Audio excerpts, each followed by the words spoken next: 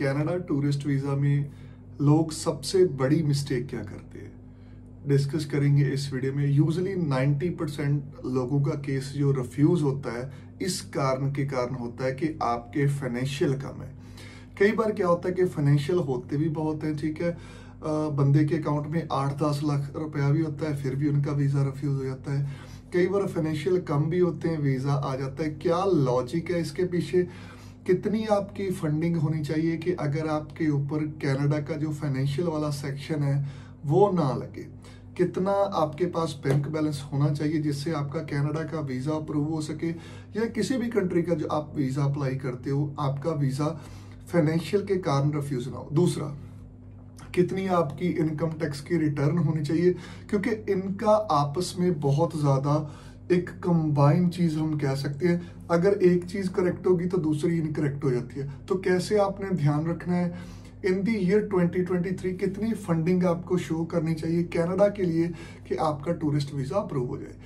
Video start करने से पहले हमेशा की तरह मेरी रिक्वेस्ट है कि अगर आप मेरे चैनल पर फर्स्ट टाइम विजिट कर रहे हो, kindly subscribe our channel and press on the bell icon. किसी भी तरह की वीज़ा फाइलिंग में कोई हेल्प चाहिए, स्टूडेंट वीज़ा एसओपी में कोई हेल्प चाहिए, टूरिस्ट वीज़ा अप्लाई करना चाहते हो, विजिटर वीज़ा अप्लाई करना चाहते हो, हमारा व्हाट्सएप नंबर यहाँ पर फ्लैश कर रहा है, आप हमें कॉन्टेक्ट कर सकते हो। सबसे पहले जी, कनाडा ने या किसी भी कोई कंट्री ने एक पर्टिकुलर अमाउंट किसी के लिए नहीं रखी है। डिपेंड करता है जी आपके खर्चों के ऊपर, आपकी फैमिली के ऊपर, आपके ट्रिप के ऊपर। जितनी ज़्यादा आपकी ट्रिप की ड्यूरेशन होगी उतनी ज़्यादा आपको फंडिंग दिखानी पड़ेगी। अब एवरेज फंडिंग अमाउंट की मैं बात करूं कि कनाडा का टूरिस्ट वीज़ा के लिए कितनी एक एग्जैक्ट अमाउंट चाहिए, तो एवरेज अगर आपके अकाउंट में 6 से 7 लाख की फंडिंग है उसको एक अच्छी फंडिंग माना जाता है। किस केस में अच्छी फंडिंग माना जाता है? क्योंकि अब बहुत सारे लोग ऐसे होंगे जो कहते होंगे कि हमारे अकाउंट में 8 लाख था जी, आप तो 6 से 7 लाख बोल रहे हो, बट हमारा वीज़ा रिफ्यूज हो गया। अब मैं बताता हूं कि कौन से कारण उनको लगता है कि फाइनेंशियली आप स्ट्रांग नहीं हो या आपकी जो इनकम है वो नहीं दिखती। मान लीजिए आपने 6 लाख की फंडिंग शो की, ठीक है जी, लास्ट 6 मंथ की आप स्टेटमेंट दे रहे हो, ठीक है, जिसमें वो देखना चाहते हैं कि यू आर फाइनेंशियली स्ट्रांग और नॉट, ठीक है।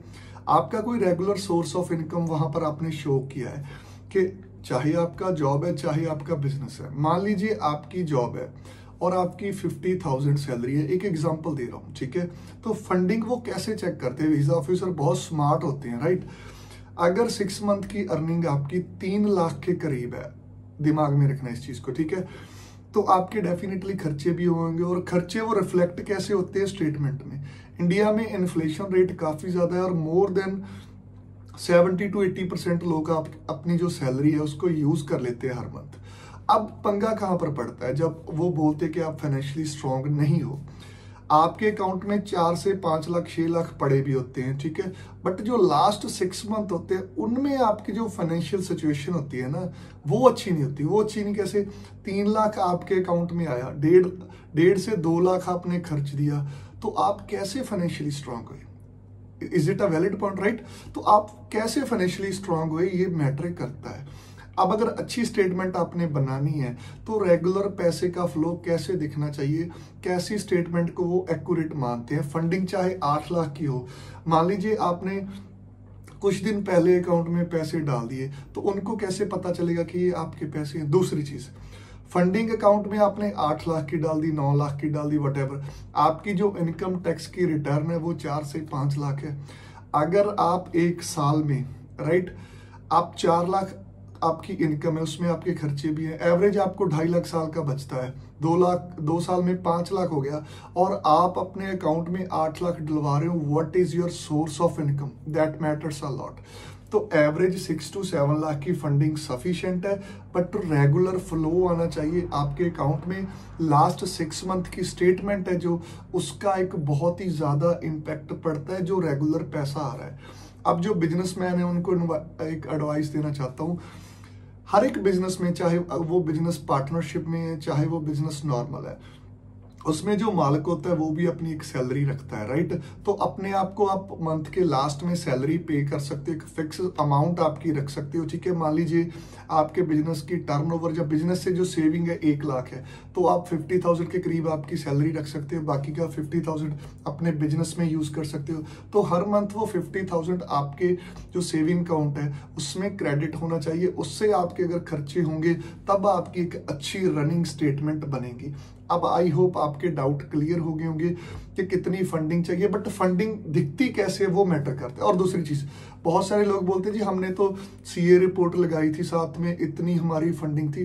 फंडिंग सिर्फ जो आपका कैश है वो काउंट होता है। एफडी फंडिंग में काउंट हो जाती है, बट ज्यादातर वो एसेट्स में काउंट होती है। वीजा आपने टूरिज्म का अप्लाई किया, राइट, 10 दिन का आपका स्टे है मान लीजिए, ठीक है।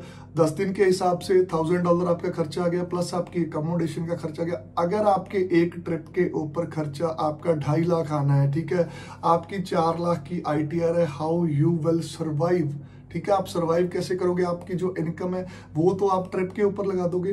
तो दैट मैटर्स अ लॉट। इन चीजों के बारे में अगर डिटेल में जानना चाहते हो, अपनी प्रोफाइल डिस्कस करना चाहते हो, तो हमारा व्हाट्सएप नंबर यहाँ पर फ्लैश कर रहा है, आप हमें कॉन्टेक्ट कर सकते हो। See you guys in the next video. Don't forget to subscribe our channel and press on the bell icon. Thank you.